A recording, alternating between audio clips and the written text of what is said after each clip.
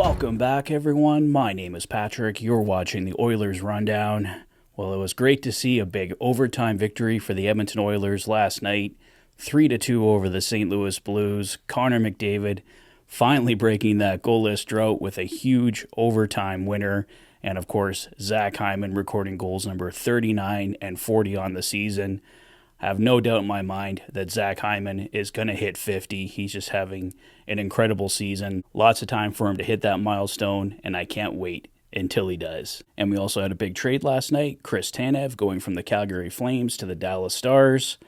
Too bad for the Edmonton Oilers. They apparently were one of the finalists for Tanev, but just couldn't match what the Dallas Stars had to offer. According to Pierre LeBrun over at The Athletic, the Edmonton Oilers may have offered a first-round pick, but that first-round pick had to include Cody Ceci and his contract for this season and next season, which apparently the Calgary Flames didn't want to do. They don't know 100% for certain that the Edmonton Oilers offered that, but Pierre LeBrun did hear that at least one team did offer a first-round pick, but they wanted a contract going with that, so the Oilers may have been that team with Cody Ceci. With all that said, I do have some new trade deadline news and rumors for you, and we also have an update on Philip Broberg. Let's start with the Broberg update. Bakersfield Condors reporter Ryan Holt had this update for us on Philip Broberg. Broberg rejoined the team today and has been skating for a few days. He went through a full practice and could be an option when the team hits the road early next week. It looks like Broberg will be back just in time for the trade deadline, possibly joining or leaving the Oilers. On Insider Trading tonight, it was noted both the Oilers and Golden Knights are very aggressive in trying to acquire a forward. Names that were mentioned included Tyler Toffoli, Pavel Buchnevich, and Jordan Eberle. Buchnevich would be the big difference maker for me out of the three, but Toffoli and Eberle could both come in as great complementary pieces. Let's see which players remain connected to the Oilers over the coming days. Would it be a trade deadline if we didn't talk about Jake DeBrusk?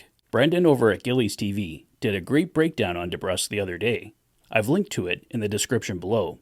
I figured we should make note of DeBrusk here as well. Contract negotiations apparently aren't going well with the Boston Bruins, and DeBrusk could be available to acquire. DeBrusk has 13 goals and 14 assists for 27 points in 58 games played and is a +11. DeBrusk would slot in on left wing, likely in the top 6. He has a cap hit of $4 million and is a pending UFA. Let's see what happens, but DeBrusk has seemed destined to be an Oiler for years now. If the Oilers don't acquire him at the deadline, he could be a possibility to sign as a free agent this summer. Sportsnet insiders Elliot Friedman and Jeff Merrick reported yesterday the Oilers have strong interest in Washington's Nick Dowd. At this point, he appears to be very likely to end up in Edmonton. Dowd is currently out day-to-day with an upper body injury, but is expected back soon. Dowd has 8 goals and 8 assists for 16 points and is a +8 in 45 games played this season. He signed for this year and next at a $1.3 million cap hit. Jeff Merrick also noted to keep an eye on the Edmonton Oilers and Nashville Predators as well. There's a few different Nashville targets for the Oilers that could be of interest. Right shot D, Alexander Carrier, who carries a cap hit of $2.5 million and is a pending UFA. He could be a possible replacement for Cody Ceci if he's moved. Left shot center, Tommy Novak, who carries a cap hit of $800,000 and is also a pending UFA, or possibly Yakov Trenin, who can play center and left wing. He carries a cap hit of $1.7 million and is also a pending UFA. I know a tandem of Stuart Skinner and UC Saros sounds amazing, but if the Oilers do go for a goalie, I doubt they aim that high. Elliot Friedman linked the Oilers to Adam Henrique and Sam Carrick of the Anaheim Ducks back on the weekend, and today, insider Frank Saravalli had this update on Henrique. The Ducks are looking for a second and a third for Henrique and an additional third-round pick to retain 50% of his contract.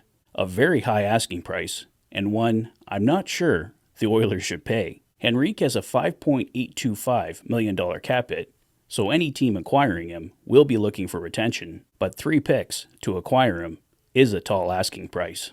Henrique has 16 goals and 22 assists for 38 points in 57 games played and is a -8. Sam Carrick comes at a more reasonable price of $850,000 and likely a much cheaper acquisition cost as well. Well, that's all the latest, guys, but obviously there could be more targets out there for the Edmonton Oilers. They could literally be targeting anybody right now.